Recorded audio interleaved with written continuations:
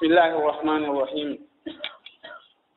الحمد لله الذي كتب الإيمان وزينه في قلوب المؤمنين المتقين الأولياء،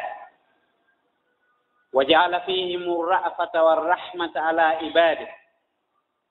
المطلع على تقلب القلوب واختلاف الأحوال،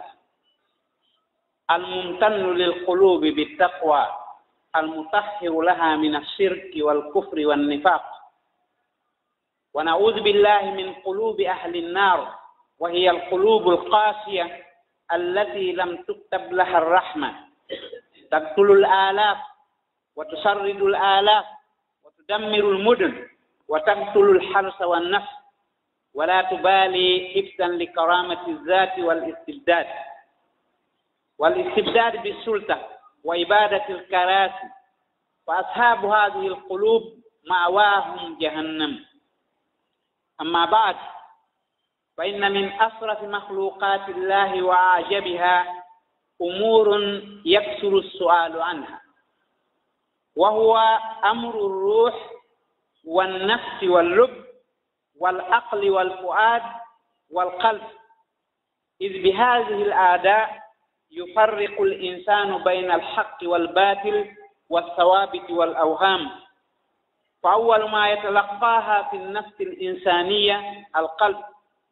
ولذلك حرص السلف الصالح على البحث حولها والوقوف على أسباب أمراضها وطرق شفائها وانعكاساتها. ولا يتم رقي الإنسان في شعب الإيمان إلا برقي قلبه. وقد أكثر السلف الصالح أمثال الحسن البصري وابن القيم الجوزية وابن تيمية والإمام الغزالي وابن الجوزي وغيرهم بالاهتمام بأمر القلوب والفروقات الدقيقة بينها وبين اللب والفؤاد. وينبغي دائما أن نسلط الضوء حول هذه التساؤلات. وفي حديث النعمان بن بشير: ألا إن في الجسد مضغة إذا صلحت صلح الجسد وإذا فسدت فسد الجسد ألا وهي القلب. يتي الله سبحانه وتعالى o Allah taguɗo limanu o farlimo o cuɗimo e ɓerɗe gomɗinɓe ɓen, ɓe gomɗinɓe hulayɓe Allah, weldiɓɓe Allah. O waɗi ka ɓerɗe maɓɓe kamɓe yurmede, o waɗi ka ɓerɗe maɓɓe yiɗugol jiyaaɓe Allah ɓen. O Allah mo tawata no ƴelliti e ko ɓerɗe ɗen waylitoto kon, e ko alhaaliji seeduɗi ɗin yiilondirta kon. O Allah himo moƴƴiri e ɓerɗe hulooɓe Allah ɓen laɓɓingolɗe e shirku, laɓɓinaɗe e keefeeru e naafiqat. Nde mooli Allah e ɓerɗe yimɓe yiite ɓen. Ɓernde aaden yiite koko aduna ɗo fuɗɗoto anndade, si tawi yurmende hoɗaali e mayre hay bere sama kala. Mo yii hannde ko woni feƴƴude kon e aduna o, a taway yimɓe goo si tawi no darngal ala honno tooñe no woodi. Sabu na ko woni feƴƴude kon hannde anna on e tooñeeji wargol million ji yimɓe hara ko fii aaden gooto. Raɗo yimɓe ɓe yaha ka jaangol tampinta boobooɓe ware, kiikalaaɓe ware, rewɓe ware, tagataaɓe ware. Yimɓe ɓen yaltine ka galleeli muɗum yaha ukko e buruuji, tawa piiji ɗin fof ɓe arnani e tampere, tawa ko ɓernde aaden gooto ɓaleere yoorunde woni wadde sifa ɗum ɗon. Wonɓe rewde jullum kum, jullum gootum wonaa ko reweede kum, jullum laami kum. Oɗo Allah subhanahu wa ta'ala o waɗi ɓerɗe yimɓe yiite ɓen ɓerɗe wawɗe wakkaaji, yurmende naatataa e majje, jolataa e majje. Ɓeeɗo ɗen ko dictature yaagal woni wuuridude e muɗum, poominagol e jogagol doole. Ɓeeɗo ɓerɓe joomiraaɓe majje on ko jahannama woni jaaƴorde maɓɓe on, yo Allah dandu. Haray no jeyaa e ko ɓuri teddude e tagaaɗi Allah ɗin, no jeyaa e ko ɓuri ŋalɗinde e taguuji Allah ɗin, piiji ɗi tawata jama on toujours no landoo fiimu. Yimɓe ɓen no landoo ila fewndo nulaaɗo Allah sallallahu alayhi wa sallam fii ruuh. hiɓe lanndo kadi fii kiiɗo wonki neɗɗanke hiɓe lanndo fii ɗeeɗo hakkille neɗɗanke hiɓe lanndo fii fonndo neɗɗanke on e ɓernde makko nden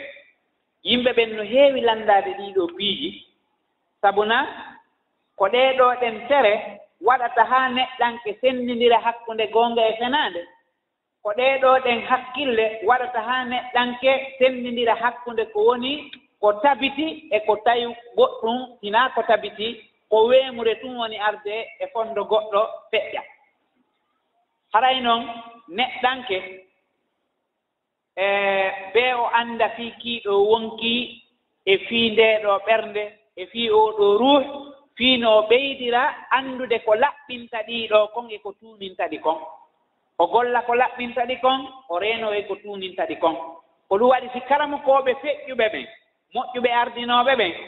hiɓe rerɗunoo fota fota e wiƴƴitagol fii ɗiiɗo piiji sabuna heɓe anndi ko maleede ɗiiɗo woni maloore neɗɗanke on ko laaɓugol ɗiiɗo on woni laaɓal makko ko soɓugol ɗiiɗo on kañum kadi woni soɓugol oɗo neɗɗanke ko ɗum waɗi wanoo karamukooɓe ila e taabi'ina en sifaano alhasan albasri en e arɓe ɓaawo maɓɓe sifa wano ibnul qayyim el jawziya en e ibnu taymiya en e imamu ghazali en e ibnul jawzi en e ko wayi waɓen buy hiɓe telɗini desde feereeje fii ɗiiɗo piiji wowlaaɗi fii mum ko yimɓe lanndotoo fii mum fii ndeeɗo ɓernde e fii kiiɗo wonki e fii oɗo ruuhu neɗɗanke on e fii sifa ɗin ɗon piiji ko tawata si laaɓii jiyaaɗon laaɓii si tawii tuunii jiyaaɗon tuuni ko ɗum waɗi si nulaaɗo Allah sallallahu alayhi wa sallam e o hadise Nu'man ibni Bashir mo tawi fuɗɗoode muɗum ko innal halala bayyinu wa innal harama bayyinu lannoode makko on ko wiwgol awa kucunno ka nder ɓanndu neɗɗanke kun ɗon si tawii kum moƴƴi haray ɓanndu ndun fof moƴƴi si kun ɗon boni kum ɓawli haray ɓanndu ndun fof ɓawli ɗulle ko ɓernde nde haray en fuɗɗoto ka kala geɓum yaaren seeɗa seeɗa fii en ɓeydu yonnaade tun gokkun e mum e ko karamukooɓe holli kon ko karamukooɓe winndi kon ka defte maɓɓe e fii ɗiiɗo piiji haray no haani toujours anndintinen fii muɗum ɓe wii en fuɗɗorde fii ɓernde nde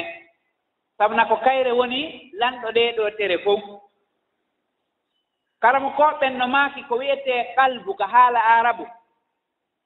goɗɗo no toon e ganndiɗuɓe haala arabu wiyeteeɗo ibnu faris mo mari deftere e ka lugal arabiya inde wiyee mujamu maqayisi al luga inde dallinore fota sabu laaɓugol konnguɗi wonɗi toon ɗin hella ka luga o wii ko wiyetee qalbu kulli shay'in haalisu wo kala huunde qalbu mum on si wowlaama fii mum haray ko nenndi ndin faanda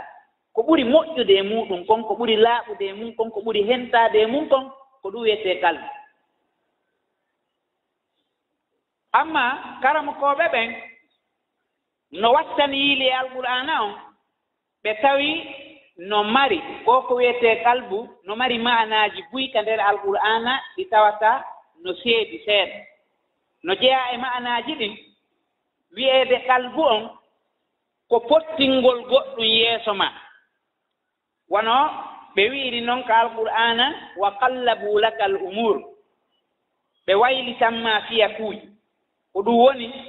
ɓe yiilindiri piiji buy yeeso maaɗa ɓe ɗaɓɓitiɗi fii memmingol goɗɗum imma memmingol jiɓiniɓe maa ɗum memminalngol ma tun soñjaaji nokku goo kadi no wiyee qalbu ko haala arabu ko alqur'ana no joli toon qalbu hara ma'ana muɗum on ko ferlitagol wono Allah daaliri noon fala yahrurka taqallubuhum fil bilad wota hode dey ferlitagol ɓeeɗo yimɓe heeferɓe e ɗeeɗo leyɗe ka tawata ko kamɓe jogii ɓoggi ɗin kala ka ɓe faalaaɓe yiltiray kala mo ɓe faalaaɓe tampinay kala mo ɓe faalaaɓe nafay kala mo ɓe faalaaɓe ton jayi ooti lorrodamo piiji ɗin fof wota ɗum ɗon janfoma haa yiɗaaɓe maa ɗum ɗon janfoma haa waccaaɓe maa ɗum ɗon janfoma haa ɓurnaaɓe e hoore gomɗinɓe Allah ɗen subhanahu wa ta'ala nokku goo kadi tagallubu on no wona hulugol wono Allah daaliri noon ka alqur'ana tatakallabu fihi alqulub mana on takallubu ɗon ko hulugol yani ɓerɗe ɗen hulay e nden ɗon ñalaande arayde wiyetende ñande alqiyama no wellite kadi faande e muɗum hakkille wono Allah daaliri noon nokku goo inna fi zalika la zicra liman kana lahu qalbun on ɗon ko ɓernde wurde ma ɗum hakkille yani wonande on marɗo hakkille o heɓay tasakuye e nde alqur'anaɗe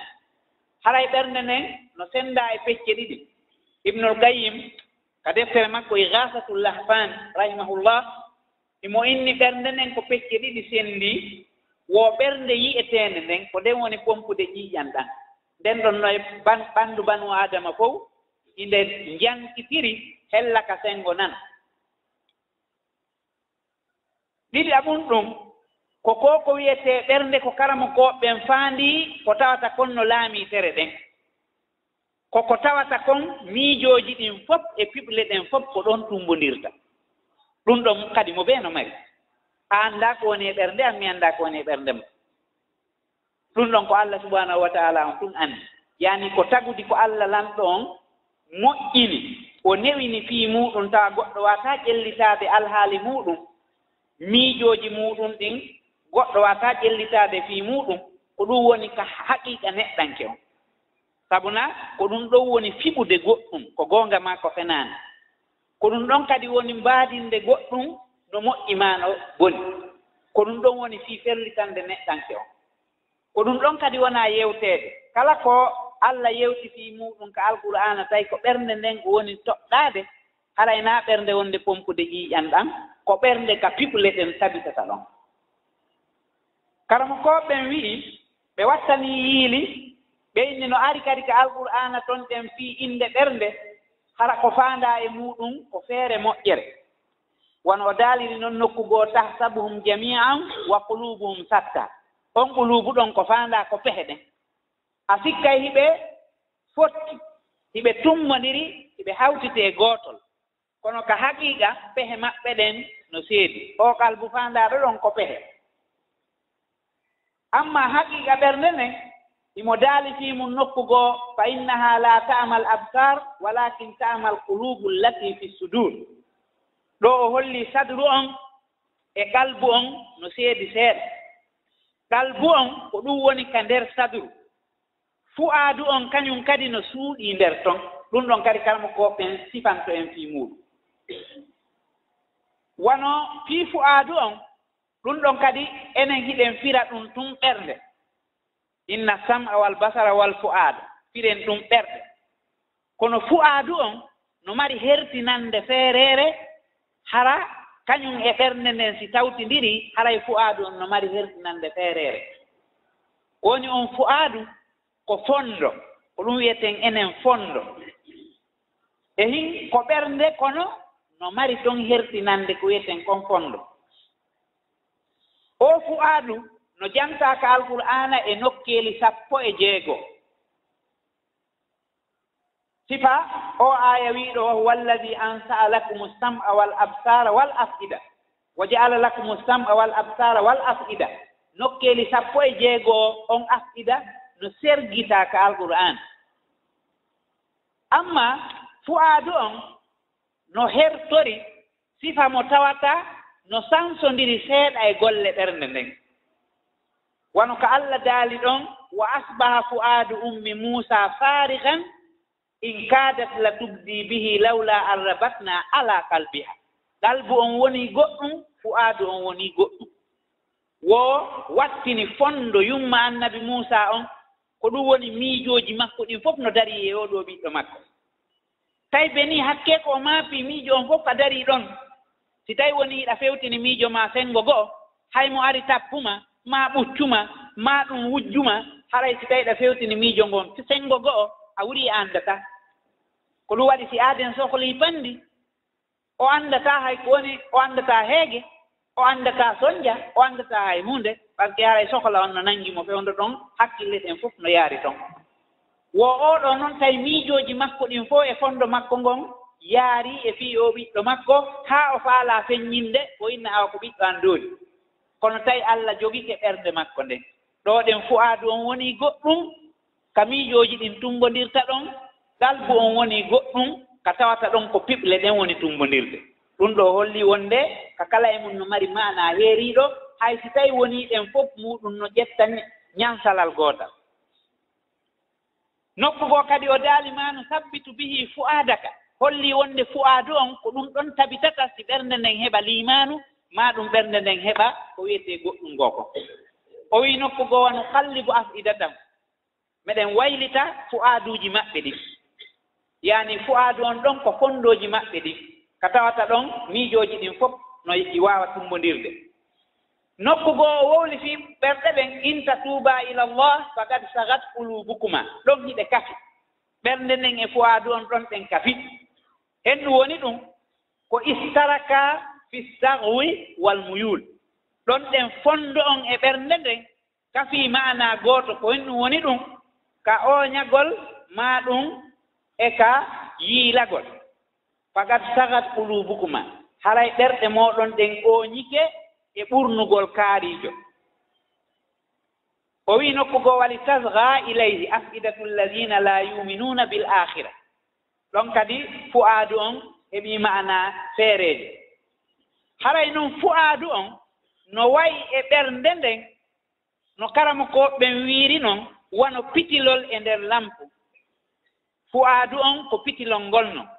qalbu on ko lampu on no si lampu on boni pitilol ngol gollata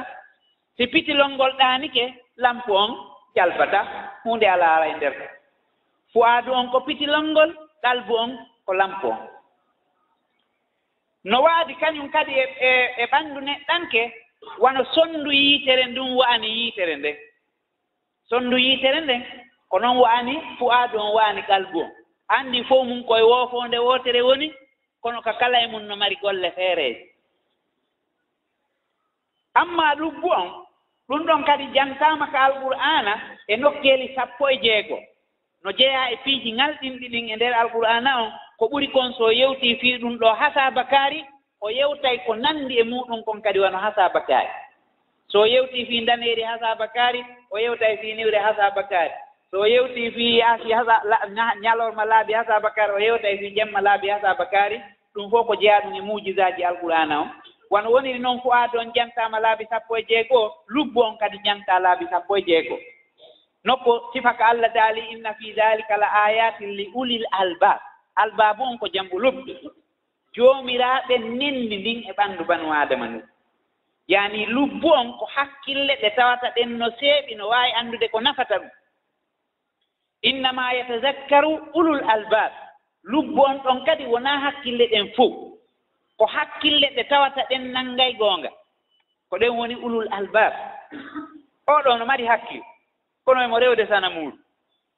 oɗo no mari hakkil wano ɓe japonais ɓe mari guluuje buy saban kono a yahi ɓe wallini ɗo ɗen banana e leemune soodoy sana muhum katarawo no addi joɗɗini ka bitiki mum ɗon inna sana muuru ndu ñaam ko tuma woni haa neeɓi ɓe inna sana mo on haari Allah men on haari anndi ɓen ɗon ko aqlu mari kono ɓe alaa ɗum aqlu on no woodi ɓay ɓe waawi ferlitaade anna moƴƴina piiji buy moyi otooje ko ɓe moƴƴinta e avion je ko ɓe moƴƴinta e piiji tawa ɓe no mari aqlu kono ɓay ɓe annda Allah ɓe ɓaali lubbu on yaani pitilongol ɗum ɗon heɓaake hay si qalbu on no woodi kono nafa kala hakkille goɗɗo fewtinɗon ɗe mo e yeddugol Allah haray ɗen ɗon hakkille ɓe wi'ataake lubbu wa ma yazakkaru illa ulul albab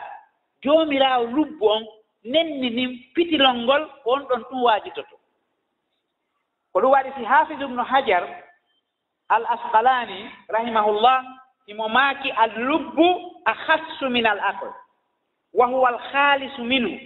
wal lubbu huwa an-nuru fil qindil kanko ibnu hajar o maaki lubbu on ko ɗum ɗon woni ko herti ko ɓuri hertaade diini hakkille ɗen ko ɗum ɗon woni nenndi ndin tigi tigi ko ɗum ɗon woni pitilol ngol e nder lampo on amma aqlu on ɗum ɗon koko waawi sakkanaade goɗɗo e yanugol e ko kaani wo no wiyee aqlu so a fokkitii meemude ɗum ɗo a tawii ko yiite hakkille ɗen hollay maa ko yiite ni sa fokkiti memude ɗo aɗen a tawi ko ngayka woni ɗon ko hakkille ɗen hollayma ɗum ɗo ko ngaykani si tawi woni ɗen a fokkiti bonnude kaalise ko hakkille ɗen hollayma wonde ɗum ɗo wattaake sa fokkitani ko kaani ko hakkille ɗen hollayma wonde ɗum ɗo wattaake ko ɗum waɗi si ɓe inni aqlu on no wi'e alhajru wannahyu koko sakkotoma e waɗugol hunde nde tawata lorrete ka ɓanndu ma lorrete ka jawdi ma lorrete ka inde ma hakkille ɗen no waawi ma sakkaade ɗum ɗon mo mara hakkille no waawi ɓortaade ɗo haa laaɓa dalo ɓuri haray o konta ɗum ko hunde no amma marɗo hakkille ɗen sakkotomo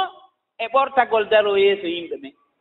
kono si tawi woni ɗen hakkille ɗen waawaali mo anndinde mo taguɗo mo on haray o mara lubbu waaɓulu tun o mari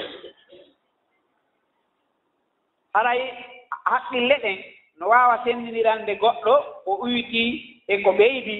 e ko kaani e ko laba e ko timmi e ko moƴƴi e ko boni kono haray no sennda kadi hakkunde ko wiyetee kon al ilmu wal aqlu hakkille e ganndal kala mo koɓɓen kañum kadi no senndi ɗum ɗon kadi aroyay e dambugal muɗum haray ganndal ngal ko kanngal sakkoto e waɗugol piiji kaanuɗi ɗi hakkille ɗen ɓe sakkoto waɗugol piiji kaanuɗi ɗin amma anndal ngal ko fiɓugol goɗɗum e hoore ko tawi kon ko kañum tigi tigi e hoore hara no holni kañum kadi fota liddu ilmu on ko jahal si tawi woni ɗen goɗɗo majjii goɗɗum haray o heɓii liddu anndugol ɗum tigi haray hakkille ɗen kadi liddu muɗum on ko ɓula o yaaga haray noon fii haqqille ɗen tun kañum kadi jolii ka alqur'ana e nokkeeli noogay e ɗiɗi nokkeeli noogay e ɗiɗi limamu fayrus no konti ɗum ɗon kañum kadi ka deftere makko wiyeteende basairu zawit tamyis kan kadi mo hertiniri nden ɗon deftere suɓugol sifa ɗin ɗon piiji lima wowano sifa ko allah daali law kunna nasma'u aw naqilu ma kunna fi ashabi sahir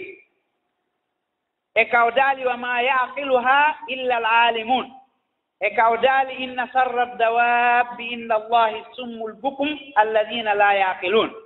ɗum ɗon holli ɗum ɗo fof ko inde ko hakkille ari e muɗum ka alqur'an amma manal haqqille ɗen ko hunde nde tawata memataake ina ɓanndu memo toon kono ko sifa mo tawata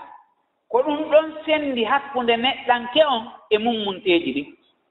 ko hakkille ɗen senndi hakkunde neɗɗanke e mummunte neɗɗanke on no mari hakkille mummunte on no mari hakkille no wuurira kono mara hakkille no daɗira yani mara hakkille ko ɗum waɗi si Allah fawaaliɗe hay hunde mummunteeji ɗin Allah fawaaliɗi juulugol o fawaaliɗi hoorugol o fawaaliɗi ɗin ɗon piiji ko waɗi ɗi alaa hakkille neɗɗanke on noon on ɗon no mari hakkille ko ɗe hakkille ɗo ɗen fawi mo dendaningal dewe ɗen ko ɗum waɗi ñannde ɗe sortaa e ooti o kañum kadi o artay e sifa mummunte on haray hannde kadi o fawaaka e hunde si goɗɗo jooni wonii ɗo feetuɗo haray hannde kadi ɓay hakkille ɗen sortaama e makko ɗe sortidaama kañum kadi e takaalif on ko fawnoomo kon waɗuma accu haray hakkille ɗen ɓay iwi ɗum ɗon kadi ɗe iwdi e muɗum haray ɗum kan kadi o fawaaka ɗum ɗon hannde kadi haray hakkille ɗen ko ɗen ɗon ɗen heblanii jaɓugol ganndal ngal ɗum ɗon kadi ko annoora mo Allah on waɗata e ɓernde neɗɗanke fii yo waaw heblaade fii jaɓɓagol piiji o annda ɗum ɗo no waawa gasude ɗum ɗo noon gasataa few ko ɗum wiyetee jaa'izat e mustahilat goɗɗum ko tawata no waawa waɗde maa ɗum goɗɗum no toon hara waɗataa few eɓɓataako ko ɗum waɗi si cheikhul islam ibni taymiya rahimahullah mo waɗi taarifu ko wiyetee kon haqqille o maaki huwa amrun yaqumu bil aqil sawa'un summiya aradan aw sifa ibnu taymiya kam maaki wo ko wiyetee hakkille koko wondata e haqqilɗo on woni noon innaama koko yi'etee maa ɗum ko sifa siforaaɗo e goɗɗo tawa yi'ataake haray nde ɗon nokkuure wiyeteende ɓernde ko nden ɗon woni pilaasi liimaanu o limanu neɗɗanke on koka ɓernde hoɗata ko ɗum Allah daali faman yakfur bittaghut wa yu'min billah faqad istamsaka bil urwati l wusqa ɓoggol fof no arnani taƴugol sina ka finde nden woni ɗon finde nden ka woni ɗon taƴata ngol fof ngol taƴay kono ka finde nden woni ɗon taƴata Allah noon daali kala yedduɗo ɗi bewnoji ɗi sanamuji kala ko neɗɗanke lumbiri keerol kala ko neɗɗo lumbiri keerol ngol o yawti few ka sariya on toɗɗanimo ɗon yo hattu kala ko o lumbiri keerol ngol ɗum ɗon wiyama taghut woni ko neɗɗanke o lumbi keerol ka neɗɗanke duwa hattude ɗon o feƴƴinimo ɗon ma ɗum ko malaikajo ka o duwa wonde ɗon o feƴƴinimo ɗon ma ɗum ko hayre ka nde duwa waɗede ɗon o feƴƴini nde ɗon ma ko goɗɗum ngo o feƴƴiniri ɗum haray wiyama taghut oti lumbi keerol ngol wonon mo yeddi ko wiyete seytane e bewinayɗi ɗin fof e sanamuji ɗin fof e ko gollata golle sanamuji ɗin fof mo yeddi ɗum ɗon o gonɗini Allah haray oɗo ɗen jogitike finde hoolare nden ko ɗum wiyete finde tiiɗunde nde tawata nden taƴata ko ɗum waɗi si imanu tabiti e ɓernde neɗɗanke haray haaju makko ala e hay e hunde ko tawata liddoto limanu kala ko liddoto limanu haray haaju makko ala e muɗum nde ɗo finde ko nde wiyete tawhid ɗum ɗon kañum kadi koko ɓullitoto ka nder ɓernde ko toon tullitoto tawhidi on ko ka ɓernde tullitoto ɓundu muɗum ɗum ko la ilaha illallah muhammadun rasulullah ko ndun ɗon ɓundu woni yaltude sendo annora muɗum on lanco saakito e tere ɗen ɓundu nun ko ka ɓernde woni ko toon woni tullitade annora muɗum on noon yahay ko lutti kon fof si ɓernde ma nden no mari heewi tef annora gite ma ɗen annora on hewtay toon koyɗe ma ɗen annora on hewtay toon juuɗe ma ɗen annora on hewtay toon reedu ma ndun annora on hewtay toon kala ka tawata tere ma ɗen no waawi ferlitade si annora on hewti ɗon haray ko on annora yonnoto no ndaare no meeme no ñaame no yahe no wowle on annora ɗum woni yonnade si tawi oti heɓali on annora ma on annora loyi oti haajataki ko gite ndaari o haajataki ko koyɗe yahi o haajataki ko reedu ñaami haray noon ɗum ɗo kañum kadi no ɓurdi e jiyaaɓe ɓen no woodi woɓɓe haray ɓe heewi tef no woodi woɓɓe hara no ari haa ka hakkunde no woodi woɓɓe ko ka peñcen woni no woodi woɓɓe hara yoori haa haray si tawi goɗɗo gomɗini Allah subhanahu wa ta'ala ka ɓernde makko wano gomɗiniri noon ka ɗenngal makko haray o totti amana ko ɓernde nden halfina kon ɗum ɗon noon no ɓeydo no uyto wano janngirten noon ka tawhid limanu on si naati ka ɓernde haray tabiti amma si naataali ton haray no humbi ko ɓen Allah daali walamma yadkhulil imanu fi qulubikum haa jooni limanu on taw naataali ka nder ɓerɗe mooɗon ko ka hunnduko hatti si hatti ka hunnduko hewtaali ka ɓernde naftortaake nafata hannde kadi haray woni limanu naafi ɓernde nden noon ko limanu on tun wawata nde tabintinde illa man ukriha wa qalbuhu mutma'innum bil iman o wi nokku goo wa man lam yaj'alillahu lahu nuran fama lahu min nur si tawi woni ɗen Allah waɗanaali goɗɗo on annora ka ɓernde ton ala ka o itta annora on hay nokku jawdi okkortamo laamu okkortamo dambe okkortamo ko Allah tun waawi waɗandemo sina ɗum ala ka o heɓa nokku fama lahu min nur hay nokku ala ka o itta haray noon o annora hakke ko alqur'ana on ngalɗini nde wonno goonga on ko gooto kanko o waɗaka jamu ko alqur'an innugol ko buyi Allah waɗali annora on ko alqur'ana jamu o wiyata wal anwaru ko innata ko azulumat wan nur zulumatu on ko buyi niɓe ɗen no mari façon ji buyi kono goonga on ko gooto pet si a woopi on ɗon haray o yehi o laawi olu waɗi alqur'ana on fof nuuru on ko gooto Allah subhanahu wa taala woni waɗde ko mufradu ko woni wonde haray alqur'ana on ko nuur peewal ngal ko nuur a imanu on ko nuur haray ɗiɗo anwarji fof wonɗi e nder ɓernde nden ko ɗiɗo ɗen wawata fewnude ɓernde nden Allah daali wa man yumin billah yahdi qalba si tawi goɗɗo heɓi on annora o gomɗini Allah haray ɓernde makko nden woni handande hande kadi nde woni fewnde haray no ɓerɗe ɗen no fecci fecce buy karamo koɓen iɓe holli wonde ɓerɗe goono toon nde tawata ko hisuɗe e naafiqaaku hisuɗe e ñaw hisuɗe e keefeeru ko ɗen ɗon wiyete alkalbu salim Allah no daali sifagol ɗen ɗo yawma la yanfau malum wala banun illa man ata allaha bi qalbin salim ɓernde nde woni qalbu salim wo si tawi naafiqaaku ala nder ton ñaw wano gañanaande en e konnaagu en ko nandi e muɗum ala nder ton keefeeru ala nder ton sirku ala nder ton hara nden ɗon nde woni kalbun salim ko on ɗon tun aroyta ñannde alqiyama aray mo towni daande mo hooli karamo koɓen no wi'i yimɓe firooɓe alqur'ana ɓen ɓe inni ko wiyete kalbu salim huwa alkalbu salimu min ashakki fi tawhid walbasi walmamat wa madaruhu ala sirk amma zunub fala yaslamu minha ahadun min annas illa al anbiya haray ɓernde hisunde nden ko nde ɓernde nde tawata Allah sorti e mayre ko wiyete sikkitaare kon fof sikkitagol tawhidi waɗa e ɗiɗi Allah si itti ɗum e mayre haray nde woni e jam nde sikkitaaki fii dalngal nde sikkitaaki fii ummital nde sikkitaaki fii aljanna e yiite haray nde woni e jam haray noon yiilorde nden ɗon ɓernde hisunde ko si tawi woni ɗen nde daɗii sirku amma zunubu on ɗum ɗon no fanɗi daɗowo e mum ko wona hara ko junubu to sooko ma ko junubu jam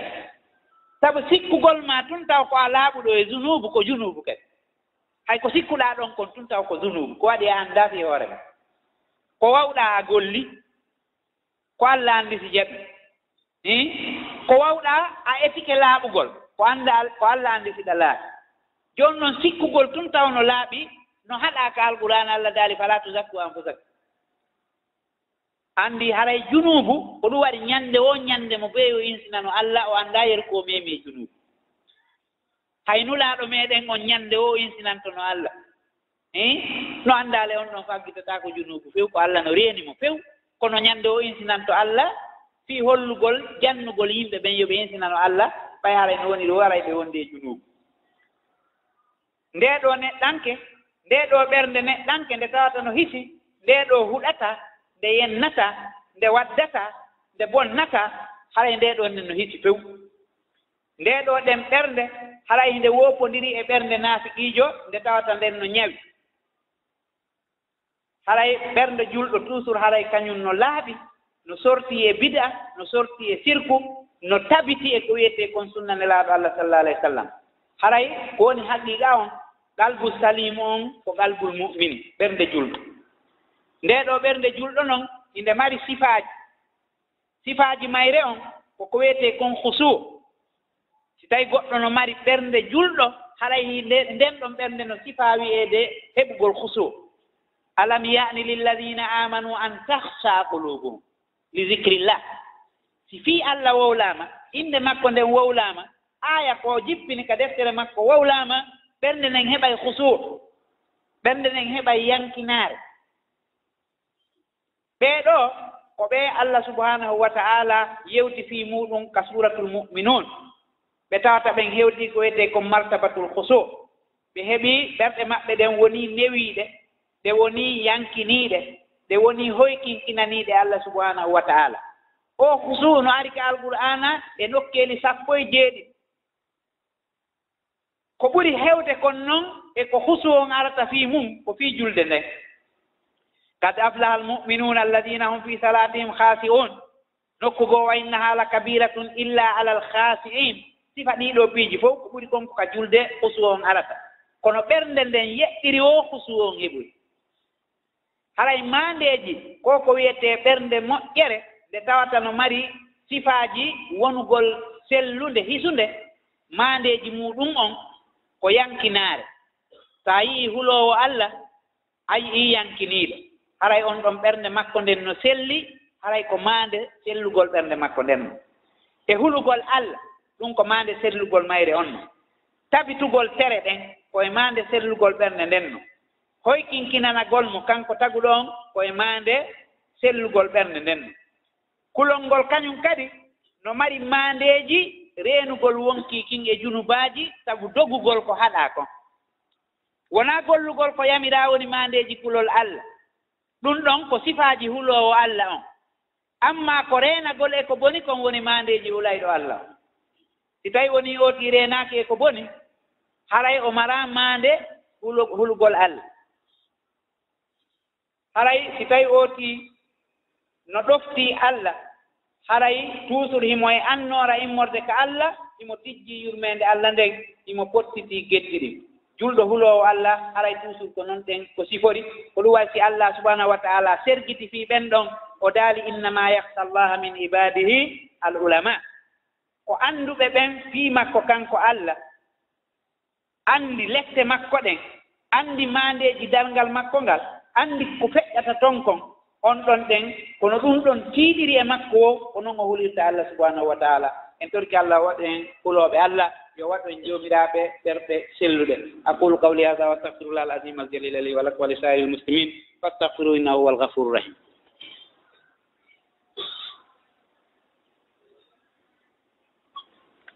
alhamdulillah wassalatu wassalamu ala rasulillah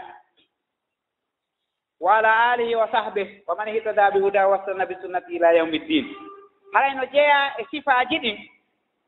sifaaji ɓernde moƴƴere nden ɓernde julɗo ɓernde sellunde nden ko wiyetee kon alliinu ɗum ko martabaaji nden ɗon ɓernde yani nden ɓernde no mari martabaaji martaba arano on koko wiyetee kon alliinu newanagol Allah e sariya makko on fiiliinu on no janngaaka alqur'ana no joli ton ɗen nokkeeli nayi o wii nokkugoo summata liinu juluuduhum wa qulubuhum ila zicrillah o wii nokkugoo fa bima rahmatin min allahi linta lahu walaw kunta fazzan galida alqalbi lam faddu min hawlik o wii nokkugoo fa quula lahu qawlan layyinan laallahu yatazakkaru aw yahsa nokkugoo wii waalanna lahu lhadis liinu on ko kala huunde nde tawata no ɗaati no hoyi no weli meemude no wayi wa hottollo kardaaki o wii ɓerɗe maɓɓe ɗen e ɓalli maɓɓe ɗin si fii Allah wowlaama ɗe newoto ɗe ɓutta ɗe ɗaata ɗe yankino amma mo tawata siforaa ɗum ɗon hay huɓɓinɗaa ɗo radio alqur'ana o wiyay ɗanni fa alaa ka nande ɗum amma oɗa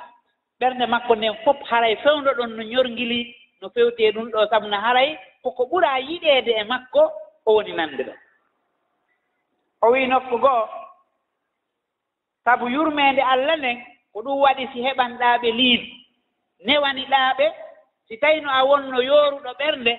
holli jakka si goɗɗo woni yooruɗo ɓernde haray Allah siforaali ɓernde makko nden wiyeede liidu ko ɗum waɗi si nulaaɗo Allah sallallahu alaihi wa sallam Allah waɗi ɓernde makko nden heɓgol liidu nde woni layyin ɓernde newiinde wo sabu na si tawi a wonno jogiiɗo ɓernde yoorunde mo yurmataake yurmintaaje ma on haray yimɓe ɓen pottoto no moggo maaɗa o wii oɗa kadi wowlanmo konngol newiingol no tañƴinaa o waajito maa ɗum o hula Allah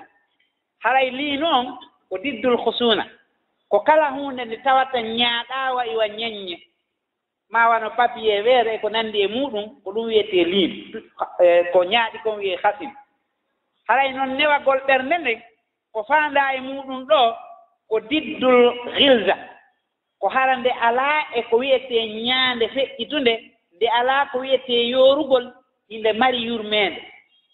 inde mari gressage moolanaaɗo ko ɗum woni yurmeende nden kala ko fokkiti waɗugol ko kaani ɓernde nden si tawii wonii ɗen imanu on no nder ton hinde sifori newagol haray ñaande nden iwa jooni ooti ɗaato los waawasnaa huunde haray noon maandeeji ɗaatugol ɓernde ko jokkugol peewal ngal nulaaɗo Allah sallallahu alayhi wa sallam addi ngal ko ɗon si karama ko ɓen inni alamatu liinil qalbi ittiba'u hadiyil mustafa sallallahu alayhi wa sallam Abu Umamata al-Bahili o maaki ñande goo nulaaɗo Allah jogitinolan junngo ngon o maaka nimmi ya aba umam inna min almuminina man yalinu li qalbu wo aba umama no woodi e gomɗinɓe ɓen ɓe tawata ɓerɗe maɓɓe ɗen Allah lan ɗon no newinaninmi ɗen manamum hiɓe jokkinmi jokki komi faala ko jokki komi fewtini ɓe kon e muɗum si tawi a wariɓe a taƴiriɓe kuccum kuccum ma a sekiriɓe seeranwal ɓe accitata jokkugol komi jogii kon ko ɓen ɗon nulaaɗo yeeti Abu Umama ko ɓen ɗon Allah no newinanimo ɓerɗe maɓɓe ɗen fii yo ɓe waawi jokkude kanda e makko on haray toujours ɓernde nden si nde heɓii ko wiyetee ko liin nde wona e joomiraare yurmeende kala goonga ko hewti e mayre nde waawa marde nde waawa huutorde jooni noon ɓernde o ɗo huloowo Allah nde neworay sabu alqur'ana on waɗa batte e mayre nde heɓa ko wiyetee kon wajal on kadi ɓernde no siforaa wi'ugol wajilat qulubuhum ɓernde julɗo kadi no sifaa wi'eede alqalbul mukhbit ɓernde ɗoftiinde si nde heɓii khusuu nde heɓii liin nde heɓa kadi ikhbat anndi ɗum ɗo fof ko maanaaji sergitaaɗi no ɓadondiri o kono ka kala e muɗum no hertina Allah subhanahu wa ta'ala no daali nokku goo wal ya'lama alladina utul kitaba annahu alhaqqu min rabbik fa yu'minu bihi ɓe gomɗina nde fa tukhbita lahu qulubuhum deeƴana nde ɓerɗe maɓɓe ɗen ɓerɗe ɗen wona qalbul mukhbit ko wiyetee qalbul mukhbit ko ɓernde nde tawata no yaaji sabuna ko wiyetee habtu ka lugal arabiya ko tawata no yaaji ka nder leydi yaaji fota no waawi marde piiji ɗuuɗuɗi qalbul mukhbit noon ko ɓernde yaajunde wawnde jaɓɓaade yamirooji Allah ɗen jaɓɓoo haɗooji Allah ɗen woɗɗitoo e muɗum imamu raghibul asbahani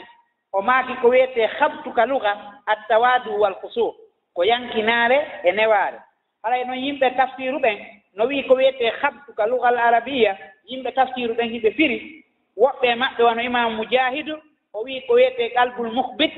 ko ɓernde jogiinde ɗoftaare ko de wiyetee alhabtu huwa ta yani ko ɗoftagol Allah subhanahu wa taala imamu dahhak wii attawadu wal khusuu ko yankinaare e hoykinkinanagol Allah imamu qatada maaki huwa al ikhlas ko laɓɓinangol Allah fondo on laɓɓinana mo annuye on hara yiingo e nani e ɗaɓɓere waccoore alaa e ɓernde wotinden haray nde wi'aama qalbul mukhbit haray noon ɗiiɗoo konnguɗi fof ko wonɗu tottude maana gooto wonde ɓernde julɗo hisne nden nde ɗo haray no mari ɗiiɗoo sifaaji inde deeƴi inde tabiti inde huɓindii hoore mayre si tawii nde heewtii on niwo ka martaba wi'eede mukhbit nde ara noon e martaba wi'eede wajil anndi martaba wajil on ko martaba nayab ko ɓen Allah subhanahu wa ta'ala sifii fiimum o daali wa bastiril mukhbitin alladina ida zukira allahu wajilat qulubuhum anndi ɓeeɗa wi'aama mukhbit ɓerɗe maɓɓe ɗen heɓii on darja ɗon ko ɓay noon ɓe heɓii on darja Allah sifiiɓe noon wi'ugol ida zukira allahu wajilat qulubuhum ɓe heɓi noon ko wiyetee ko wajal ɓe yiwi e martaba ikhbat on ɓe ari e martaba ko wiyetee kon wajal o daali fii maɓɓe kadi nokku goo walladina yu'tuuna ma aataw wa qulubuhum wajila anndi ɓerɗe ɗen hewtii martaba toowɗo ɓe heɓii yankinaare ɓe heɓii newaare ɓe heɓii ɗoftagol ɓe arii noon ɓe hewtii ka banngal hulugol innde Allah nden jantaama ɓe hula si tawi woni ɓe waɗii ko moƴƴi kadi haa ɓe gaynii hara ɓerɗe ɗen no huli wota ronke jaɓeede waɗaa ko moƴƴi haa gayna kono harayɗa hulita ronke jaɓeede ɓayɗa anndi si jaɓoo on jaɓaali haray an on a perdi haray ɓe soggi ɗon haa muutoyi kono ɓe holloy toujours wonde jogiiɓe ɓen e qalbul wajil ɗeeɗoo ɗen ɓerɗe ɗe tawata no mari wajal ɓen ɗo nden no heewti e martaba toowɗo ɓerɗe ɗen haray no gomɗini haa gomɗinal ngal no timmi no heewti e kulol lette Allah ɗen no heewti e hulugol doole makko ɗen no heewti e cenɗe ɗen fof ko tawata sakkotoɓe e boneeji haray toujours e nder ko ɓe sifoto ɗon kon fii ɗeeɗo ɓerɗe ɓe sifii haa juutini kono majaalu muɗum alaa en mala e waktu muɗum fii yewtugol fii ɗeeɗo ɗen ɓerɗe ko yen faamu tun wonde ko yimɓe ɓen woni lanndade toujours ko en ɗum senndi hakkunde qalbu e nafsu e aqlu e ruuhu hara yiɗen haani toujours ɗaɓɓitude ko karama ko ɓen wii kon fii en heɓu tun fikra seeɗa fii muɗum kono heɓirɗen ɗon fikra seeɗa fii ɗum ɗo haray ko e nder maayo ƴettuɗen gokkunni en ƴettiray ni kadi gokkun fii nafsu on ko en ɗum ki hertori ko en ɗum senndi nafsu on e ruuhu on e ko en ɗum senndi e ɗiɗo piiji ɗi tawata yimɓe ɓen no heewi lanndade fii mum toujours noon si tawii kulol ngol tiiɗi e ɓernde neɗɗanke on ko wiyetee kon tuuyooji ɗin fof dogay e makko ko ɗum waɗi Samsuddin ibnul Qayyim rahimahullah imo maaki alqalbu fi sayrihi ila Allah bi manzilati ta'ir falmahabbatu ra'su walkhawfu warraja'u janahahu famata salima ar-ra'su waljanahani fatta'iru jayyidu at-tayran imam ibnul Qayyim o nandindini ɗo ɗen ɓernde nden no nde fokkitiri noon yahugol ka Allah o nandindini ɗum e sondu o wii giggol Allah ngol ko ɗum woni hoore sondu ndun hulugol Allah jorto moƴƴere makko nden ko ɗum woni gabatti sondu ndun si tawii hoore nden selli nde hisi gabatti ɗin hisi haray hannde kadi ɗum waaway wiirude no moƴƴiri kono si hoore nden taƴi sondu ndun maayi si tawii gabatti ɗin hoore nden no hindu wuuri hoore nden no ɗon kono gabatti ɗin taƴi maa ɗi heli haray ndu waawataa wiirude hannde kadi si tawii noon ndu waawataa wiirude haray hannde kadi ndu arnanike kala waañoowo ƴettay ndu tun haray sonndu doole mayri on ko wiirugol ngol si tawii ndu waawataa wiirude ko woni o yana e mayri haray neɗɗanke kañum kadi ɓernde makko nden ko nii ɗen sifori hakkunde makko e Allah subahanahu wa taala ko ɗum waɗi no haani nde ɓernde nden wonata toujours hara ko kulol ngol ɓuri foolude e mayre haa si tawii noon waktu jortoyagol ngol ari o taƴitira foofaango annditugol ngol yurmeende Allah subahanahu wa taala haray ɗum ɗo ɗen e dartu on en aroye e timminoygol mo yeeso si Allah subahanahu wa taala o newni en torki Allah waɗu ɓerɗe meeɗen ɗen ɓerɗe julɓe ɓerɗe gomɗinɓe ɓerɗe ɗoftiiɗe ɓerɗe jaɓayɗe goonga ɓerɗe jokkayɗe goonga ɓerɗe hulayɗe Allah subahanahu wa taala yo Allah waɗen ɓerɗe men ɗen ɓerɗe laaɓuɗe ɓerɗe timmuɗe liimaan ɓerɗe woɗɗitiiɗe e geɗe ɓerɗe woɗɗitiiɗe e naafijaako e gañanaani ɓerɗe woɗɗitiiɗe e yiɗugol lollugol ɓerɗe woɗɗitiiɗe e denndaningal ñabbiri